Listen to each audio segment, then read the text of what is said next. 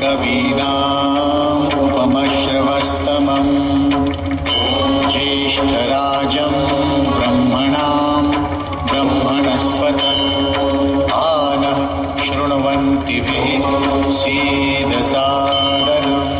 विकटोत्कटसुन्दरदन्तिमुखं भुजगेन्द्रसुसर्पगदाभरणं गजनीलगजेन्द्रगणाधिपतिं प्रणतोऽस्मि विनायकहस्तिमुखम्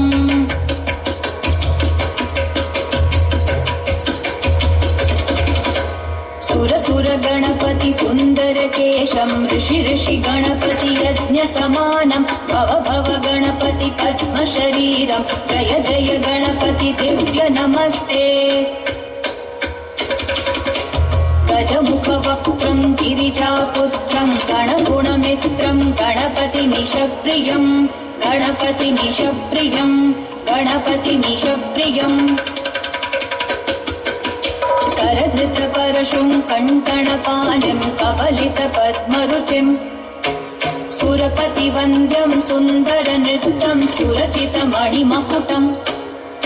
प्रणमत देहं प्रकटिततालं षट्गिरितालमिदं तत्तत् षट्गिरितालमिदं तत्तत् षट्गिरितालमिदम् तत्तिं नं तरि कुतरि चणकु कुकुतत्ति कुकुतकिट टिं टिं गुटि गुणक्कु तत्ति तत्त झं झं तरित त झं झं तरित तकत झं झं तरित त झं झं तरित